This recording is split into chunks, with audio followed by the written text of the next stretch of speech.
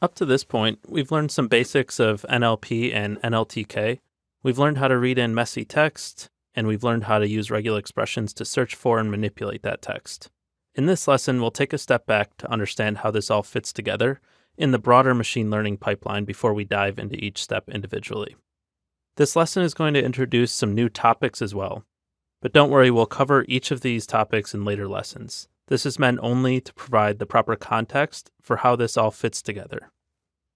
In a typical machine learning text pipeline, you'll start with some document with raw text in it, like the SMS dataset that we're working with. It's important to note that at this stage, the computer has no idea what it's looking at. All it sees is a collection of characters. It doesn't know the word ham from the word spam. The characters mean nothing. It doesn't even know a space from a number or a letter. They're all the same. So the first thing we need to do is tokenize our text.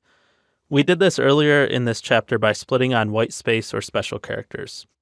So you would take the sentence, I am learning NLP, and it would split into a list with 4 tokens, I, and then am, and then learning, and lastly NLP.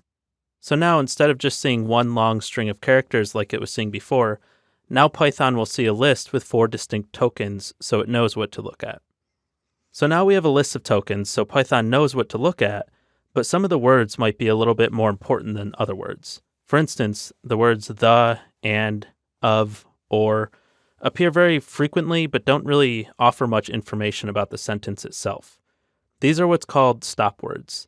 We took a quick look at these earlier in this chapter. Typically, you will remove these words to allow Python to really focus in on the most pivotal words in our sentence.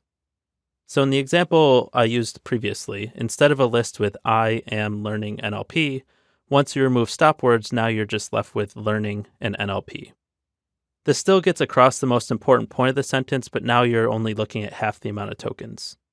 Also, the process of stemming helps Python realize that words like learn, learned, and learning all have basically the same semantic meaning. You may not think this is a big deal, and in a small sample it's really not, but when you all of a sudden have 1 million text messages and a corpus of 150,000 words, any words that you can remove to allow Python to focus on the most pivotal words can really make a big difference. Okay, so now Python sees a list of tokens you care about and the key words that we think are useful for building some kind of machine learning model. Even though Python now knows what you care about, it still only sees characters. It doesn't know what learning or NLP even means.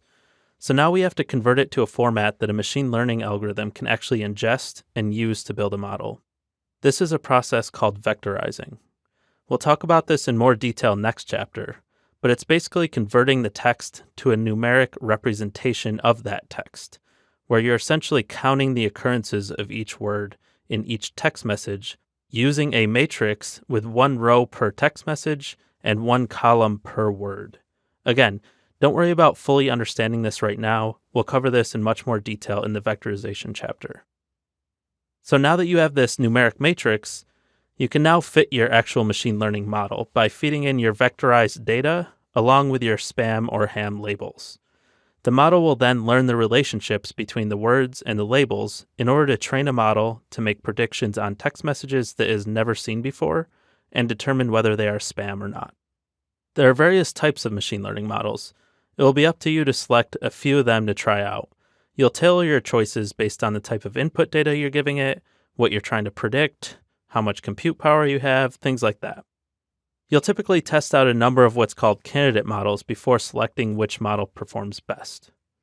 Once you select the best model, you'll evaluate that on a holdout test set, and this is typically a set of data that you'll set off to the side in the very beginning for the purpose of testing your final model on it to see how your model will perform on data that it's never seen or touched before. If it passes this final test, then you'll prepare to implement it within whatever framework you're working with. In this example, it's an illustration of a spam filter trying to filter out whether incoming email is spam or not. If you're not familiar with a typical machine learning pipeline, this can be a little bit confusing. Don't worry though, it'll make more sense as we deep dive in each topic through the next few lessons. Let's jump into actually implementing steps 2 and 3 in this pipeline.